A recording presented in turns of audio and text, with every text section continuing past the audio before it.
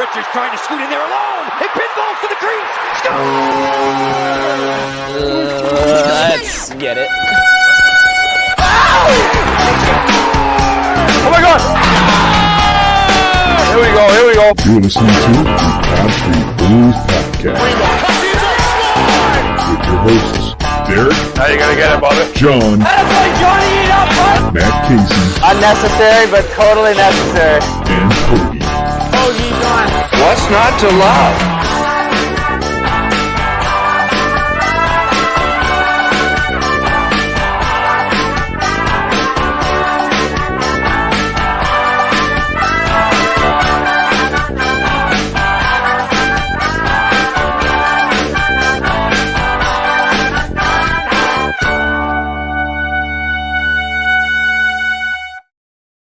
Good morning, everybody, and welcome to the Pod Street pregame for the Flyers game against the Sharks tonight. Second time to take on the Sharks this season. My name is Derek. I'm Hoagie. What's going on, everybody? We are here to talk Sharks-Flyers, the game that's taking place around the same time that the Cowboys and Eagles will do battle over at the link as well. That'll be a fun discussion on Twitter. I cannot wait to follow that. It's one of my favorite days to hate you, Derek. Right? It's one of everybody's favorite days to hate me because I'm a Cowboys fan, but I'm not one of those obnoxious Cowboys fans. Like, Right. I don't throw it in your face, but if the Cowboys sweep the Eagles this season, I might throw it in everybody's face. I'm sure you will. Neither here nor there, though, because this is a hockey podcast and we got a hockey game to talk about tonight. Flyers Sharks, they've met one time this past season, and it was a 3-2 overtime loss. The Flyers played all right. You know, it wasn't a stellar performance by any means, but it was decent. I think we actually previewed that game. It was part of the Golden Knights pregame, wasn't it? Back to back. Yep. One of the ones I was more prepared for. I was not prepared for this because, you know, work gets the best of me on a Friday, and it's Saturday, and I don't really feel like doing anything. Saturday morning. It is 9:05. How was your night, Hoagie? It was great. I was asleep by 8:30, 8:45, and up bright and early at 7:30, so ready to go. So you have no kids. You went to bed at 8:45, you said? Yeah, just about. And you still woke up at 7:30. Yeah, somehow. I told you, you're breaking into my sleep schedule here. I'm usually asleep still on a Saturday morning. I was going to say, man, like we could do this later. It's fine, but we're here now. So let's talk. We got the starting goaltenders. We know Martin Jones is going to be in net facing his former team. Adin Hill is slated to potentially get the start. Nothing confirmed just yet. Are you confident in Jones's ability and maybe that extra little boost that he's going to get from playing his former team? Absolutely. I think he probably had either last game or this game marked on his calendar saying, oh, I'm ready for one of these starts. And I think he'll come out ready to prove that he's ready to go and put up some big saves and some big numbers against his former team. We haven't seen Adin Hill yet. The last time we faced the Sharks, it was James Reimer. Reimer had a pretty good game. I think he stopped like 23 of 25 shots or something like that. Right.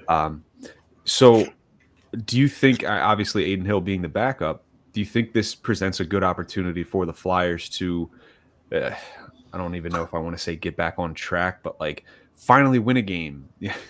I mean, they gotta pepper some shots on him. I mean, he's had a 901 save percentage with 2.91 goals against, and he definitely has some backup numbers. He has a 7-9 record, which isn't terrible, but I mean it's not great either. So I think the Flyers need to hop in on him and pepper some shots and hopefully get some weird goals because I mean we don't really have offensive power right now.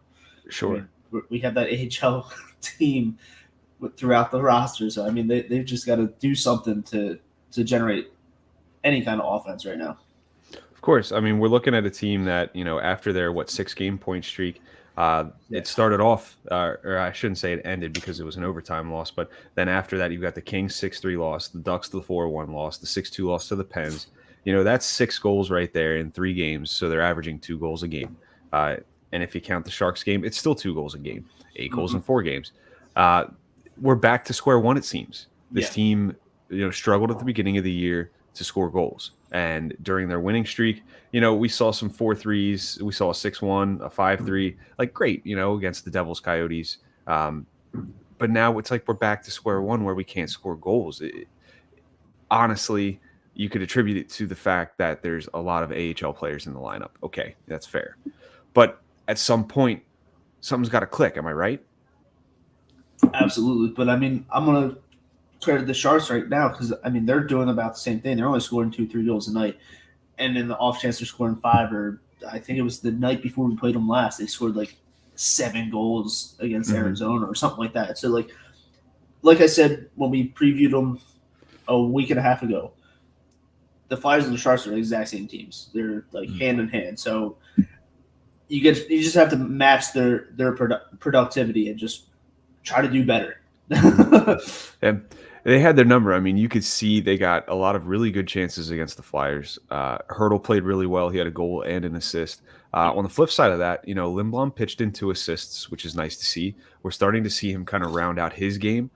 Him on that line with McEwen, I think, I'm again not crazy about him being on the 4th line, but I think he's carving out his niche with McEwen. Right. Is that more of, I guess, in your opinion, would you rather see McEwen take that next step and then have those guys on the 3rd line playing with 3rd line minutes? Or do you think it's okay with Lindblom on the 4th line with him playing in a 4th line role? You know what? These guys are NHL guys. Why are you holding them back on the 4th line when you have AHL guys that can slot in on that 4th line and just do what they're good for at this point in the season when you have so many guys out? So put them on the 3rd line, let them get some more minutes, and let them get some more opportunities, and let them figure it out. I mean, McEwen, he seems like an all-star for the Flyers right now because he just does everything. He tries to dangle through 3 guys. He makes a million hits. Let them do what they do best and give them more minutes. No, I absolutely agree. I think McEwen, you see it all year. I don't think the guy's had an off game at this point. So it's nice to see that kind of rubbing off on Lindblom. Lindblom absolutely has been playing much better as of late. So it's good to see because that's one of the guys at the beginning of the year. Everybody said, we've got to see more. We've got to see more. It's as cold-hearted as it may seem, we're kind of past the whole Ewing sarcoma diagnosis, and we're happy that he came out on the other side. Don't get me wrong, but time to show us, time to perform, time to earn that contract. Speaking of earning, we're talking about 2 young guys on the blue line right now in Zamula and York. They got their shot the other night. Zamula, I'm not going to say he was good. I'm not going to say he was bad. Serviceable, given the circumstances. I think you look at York too. That was his 2nd game in, and I think he looked pretty decent. I think it's tough when you're playing a team that's won 9 straight, now 10 with the Pens. To judge, I guess, because you knew the end result. You knew what was going to happen. Yep. But we're also coming up on Keith Yandle's Ironman streak and obtaining that goal. York is proving to be, in my opinion, a suitable replacement for Yandle.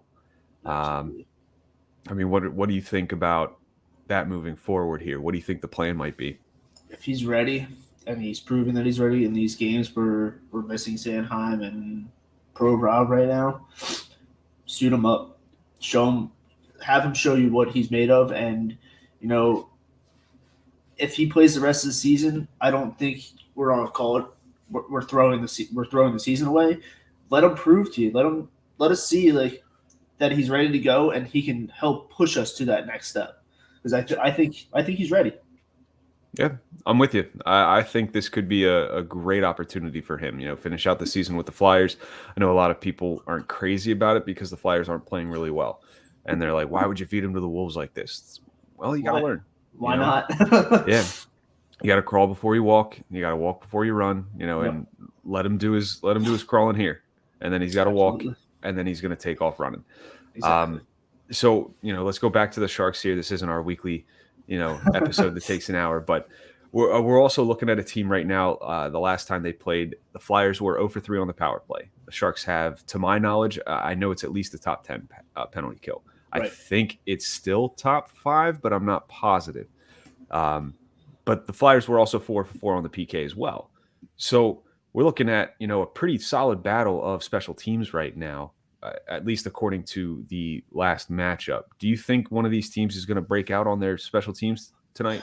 I mean, we've been waiting for the Flyers to break out on their power play for eons now. So I think the Flyers are just going to stay the course with the penalty kill, and then keep on going with the power play. I hope they get some chances and at least get one in if they have 2 or 3 chances. But I mean, power play has been what it is all season. Yandel was supposed to be our power play specialist, quote unquote, and he hasn't proven that whatsoever. So it's just special, all right. Yeah, he's special. He's special on the power play, all right. Giving up all those shorthanded goals. Yep. Stop it. It's entertaining, at least, if you're a fan of the other team. But, right. I guess, really there's not much else to say. We're expecting, I'm expecting hopefully a decent matchup. I'll probably be able to tune in here at the second period. But also we're looking to try to get together a watch along with High and Wide over there. Sweet. So that should be fun. I'm trying to organize that tonight to see who wants to host. So Hoagie, if you're not busy, I'll let you know. Yeah. But so players to watch, who do you think who's the guy for the Flyers that you're going to want to keep an eye on here tonight? I'm going with Farabee. After that video that we saw of him smashing the stick, he needs to channel that energy, that frustration, that anger, and create positive energy on the ice. And he's the type of player that will do that because he did it his rookie year where he did that stupid he ran that guy and then got like suspended. A game or 2 suspension, and then he came back and he was on fire. He's the type of player that channels that energy. He sits on it and then gets right back out there. So I think tonight's going to be a pretty big game for him. He's got to be laser focused after that. When you see that type of emotion, you know something either A is not clicking or B is about to start clicking. Yeah. I'm going outside the box here just because I like to, and if I'm right, I look like a genius. If I'm wrong, no harm, no foul. I'm going Max Willman. It's bold, but at the same rate, I think that he's been doing a decent job. With the little things, he's been playing well. His motor's great. He battles in the corners.